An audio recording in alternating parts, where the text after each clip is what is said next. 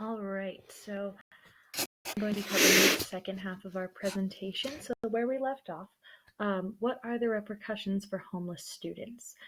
We broke these into categories because there's a ton. On the emotional side, it can cause a lot of anxiety and low self-esteem. When you're looking at the junior high and high school grades, particularly, embarrassment is a big one. Not that it's not for elementary, but if they're afraid of how they might look to their peers. They can cause also depression, anger, a lot of emotions for these kids. Social, it could be difficult for them to interact with their peers, so they could have some self isolation. They also can be disruptive or inappropriate in the classroom in many ways. They could be seeking attention, they could be sleeping, lots of options there. Um, Physical repercussions include hunger, stress. They are potentially not knowing where they're sleeping night to night and worried about that when they have to be focusing on school. Um, they may have developed mental delays. They could have lost, I believe it's 4 to 6 months up of schooling because of these issues. They can be tired, again, not feeling safe in their sleeping environment. Um, Also, they're more susceptible to domestic, physical, and sexual violence because of having a lack of safety and a home. And they often have greater health problems and less access to health care or no one to take them to their health care. What else do homeless students face? They are twice as likely to repeat a grade as non-homeless students due to moving, due to missing class. This next one is what I was saying. They can lose up to 4 to 6 months of progress during transition times, especially because if they're moving from school to school, schools go at different paces and classes are different. So it can really slow progress or just be jolting for them. And, as a result, give them lower test scores. They're less likely to graduate high school, which, again, same reasons.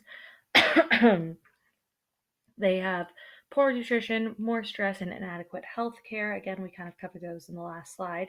And they're more likely to drop out or be suspended because they can't make it to class or they can't focus in class. What signs and signals can help you spot a homeless student? So before I even say these, I want to direct your attention to the reminder at the bottom. Each of these does not mean a student is homeless, and we should never, as teachers, assume, but they're just red flags for your mind, especially if you see more than one, that something's going on with this kid. Maybe it's not homelessness, but there is something. And these all together could point to homelessness. So, first of all, there's of course questionnaires that you can give your class at the beginning of the year. There's ones that they fill out during registration that are important to look at and be aware of. Um, Sleeping in class is a big one. I always hear teachers say they're so angry if a kid is asleep in class, but you can think about the why of it. So, why are they asleep in class? Is this the only place they feel safe? Are they not having somewhere safe to sleep other than this? Um, Also, tardiness, another thing that often makes teachers angry. Um, but what's the situation behind the tardiness? Are they unable to get a ride? Is there no transportation? Do they not have an alarm clock or someone to wake them up? Um, if a student appears dirty or may have a smell that indicates a lack of access to a shower, this one is sensitive because students are often really embarrassed by it as well. And kids are not always sensitive and will call it out. I've had that happen in a class before. But that is a possible sign. If they bring all their belongings to school every day, if you see a kid with their backpack and another backpack and a bag and a blanket, why are they bringing it all? Most likely they have nowhere else to put it. Um, and avoid questions about home or personal life relating to home, meaning they don't want to tell you about their lives. They really sidestep questions about parents, home. That could be a sign that there's no home to talk about. What are you and your school required to do? So the next part's kind of in a couple categories. So this is what your school and more your school officials have to do. Then we'll go into some specifics for you as a teacher. I put a little asterisk next to just one or two of these as things that might relate to you more.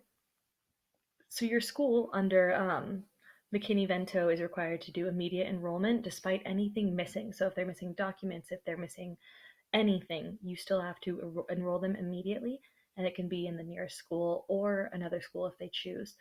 You have to report their presence to officials. So that one has the asterisk for you as a teacher. If you know, you have to report.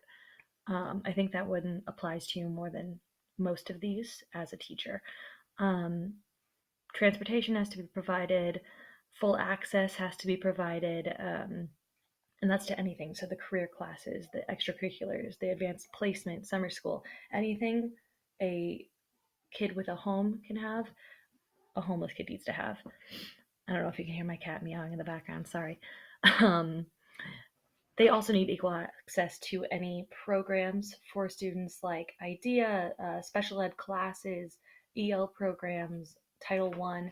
A lot of times these categories uh, interact, right? So homeless could deal with Title I very easily. It could deal with ELs. So they have to have access to all of that. Help from counselors, receiving the immunizations. Like we said, the health is often down, and we do have a responsibility to take care of that. And this one is just more for your knowledge, but I thought it was really interesting. Schools are required to separate the data about homeless student achievement in high school graduation from state reporting because it often brings the numbers down significantly. Uh, that one just caught my eye as something interesting. I wanted to share it as something your school does have to do. So now more of what you can do. Um, there's quite a few slides of this, and they're roughly broken into categories, but there's a lot of overlap in the categories.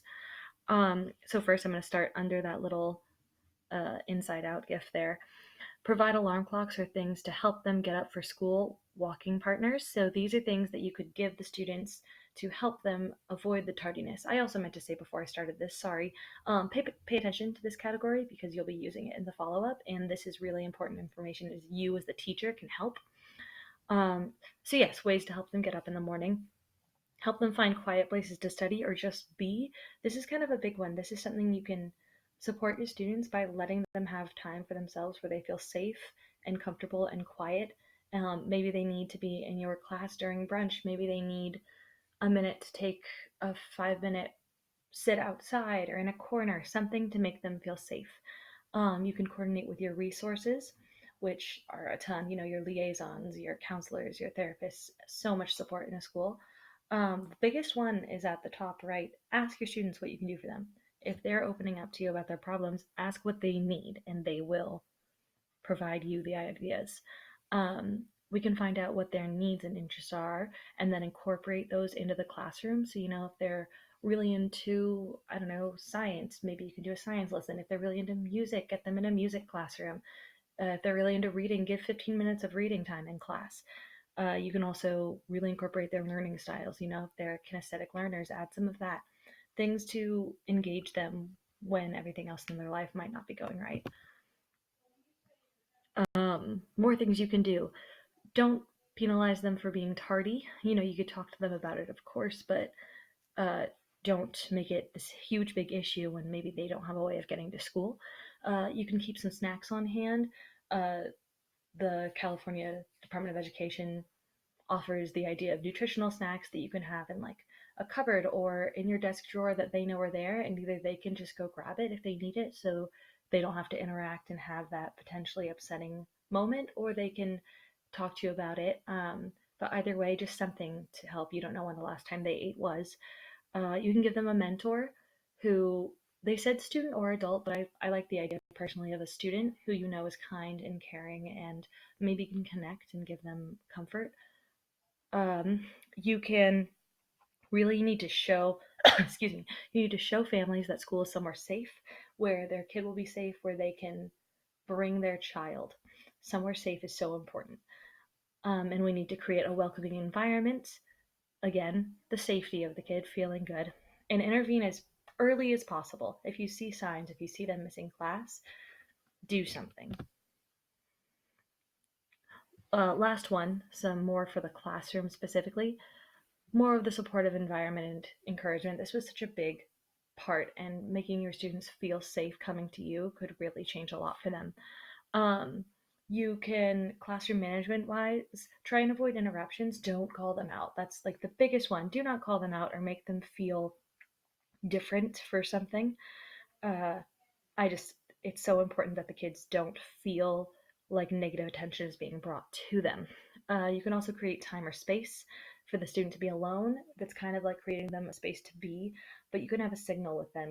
They give you a little hand sign, they walk outside for 5 minutes, or something that allows them the time to keep their emotional support they need. This one I really liked. It said to keep the curriculum rigorous, but try and do lessons in a way where they can learn the information in a quick amount of time. So if they are absent for several days, they still got the general concept. Um, I thought it was interesting that it said to include a lot of technology because you don't know if the kids will end up having access, but that is something it said. Also, hands-on and cooperative learning are great. You can provide school supplies for the kids to take home, notebooks, calculators, pencils, things so that they can do their work, and overall just advocate for them. Resources available to you and your students. So this is just some websites and things that can give you ideas more than we have even, or give you ways to talk about homelessness. I really like that one. I'm not going to sit here and click through these, but these are great ways to help and to learn. So your follow-up activities. The first one, um, excuse me. So you're going to visit this website, and this website actually shows you the homeless population in your district. Rebecca made this one. It's a really cool activity. So you're going to click the link from the correct district, and then under student population, click on the box that says enrollment. And that box will come up and look for the number of homeless students for your district and write that number down. You're then going to go to this survey and enter the information you found, and then you can click the next link, and I think we'll put these at the end as well. Um, put these there, and you will see everybody's results. So it's a really interesting way to just look at where we all are in the homeless population. And then after that, you're going to head over to a Padlet I made. And on this, the prompt is based on what you learned about your school stats and what you can do to help homeless students. Create a post and describe a few ways you can help homeless students in your school and classroom that feel realistic and right for you and your class. So you can go back to those slides about what you can do, pick a couple that seem really doable for you, and then head to this Padlet. Also, those are underscores that you can't really see that looks like the name is separated. Um, Add that in there. I made an example one as well. So if you've never used a Padlet, super easy. Um, Finally, just concluding thoughts. These kids are going through a lot, and if they can't focus at school, you need to be understanding of the fact that they are scared, they don't have somewhere stable, they may be worried about where their next meal is going to come from and where they're going to sleep at night, and if that place is safe. Uh, those signs we gave are not for sure signals that this kid is homeless, but they're important to pay attention to. And it's just most important that we stay really welcoming and create a safe environment for our kids. Thanks. Hope it helped.